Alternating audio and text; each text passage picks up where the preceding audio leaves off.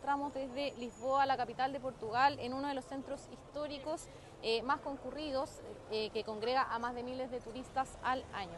Una jornada empañada por una tragedia que deja hasta el momento 15 muertos y 18 heridos. Todo esto ocurre cuando el emblemático ascensor de la Gloria, que transportaba a pasajeros, a turistas, impacta con un edificio en una zona muy concurrida cerca de las 6 de la tarde, donde habitualmente hay filas de turistas para abordar uno de los atractivos de esta ciudad.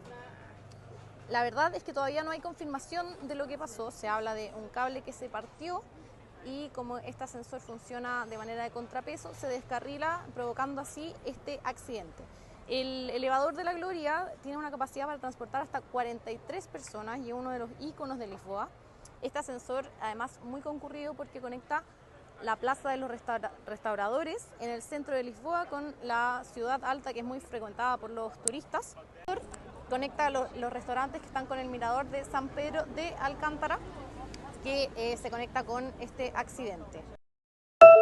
President Zelensky in Paris ahead of a meeting of the so-called coalition of the willing, those mainly European countries who wish to support Ukraine further. He was welcomed by the French president. This was a meeting requested by the Ukrainian leader after several days of continued Russian aggression, targeting specifically infrastructure, but also civilian areas. Here's what President Macron had to say.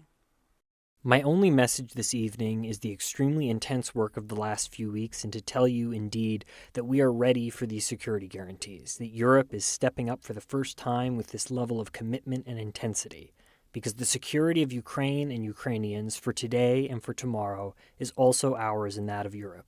Thank you to President Zelensky for being here this evening. The Willing has its telephone conversation with President Trump.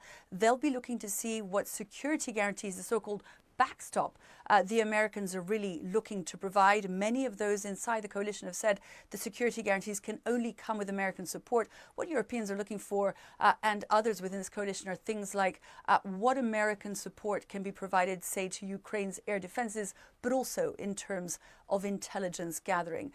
A meeting then called by President Zelensky to try and show force and unity in the face of ongoing Russian aggression.